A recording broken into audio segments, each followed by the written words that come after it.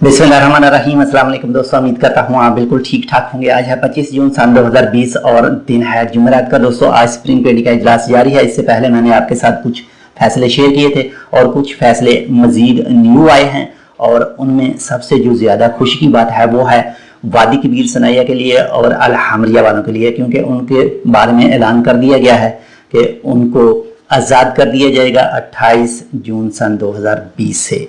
यानी जो बंद इलाके थे वो अब खोल दिए जाएंगे। तो आपके साथ मैं शेयर कर रहा हूँ कुछ मजीद फैसले जो आए थे। मिनिस्टर ऑफ हेल्थ ने कहा है कि हम एक्सपेक्ट कर रहे थे, यानी हम अंदाज़ा था कि जो कोविड है ये पीक टाइम में जाकर 80 पर डे के हिसाब से अमवात वाक़या होंगी, लेकिन अल्हम्दुलिल्लाह ये सब नहीं हुआ।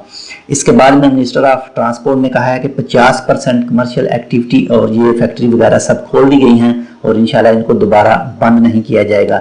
लेकिन आप सब लोगों से अपील है कि जितनी भी आपको सुप्रीम कमेटी की तरफ से हदायत दी गई हैं उनको आप फुल फिल करिए, उसके बाद ही आप ये सब एक्टिविटी अच्छी तरह से चला सकते हैं ताकि मज़ीद कोविड-19 ओमान में ना फैल सके।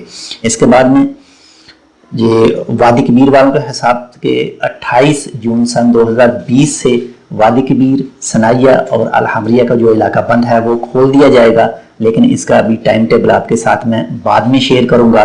कुछ इसका टाइम टेबल भी है, वो भी मैं आपके कुछ देर के बाद में शेयर करूंगा। तो ये थे बिल्कुल जो न्यू अभी फैसले हैं। इंशाल्लाह जैसे ही सुप्रीम कमेटी के दूसरे फैसले आएंगे मैं आपके साथ वीडियो बनाकर शेयर करता रहूंगा। तो मिलते हैं दूसरी अपडेट के साथ, तब तक के लिए अल्लाह हाफिज़।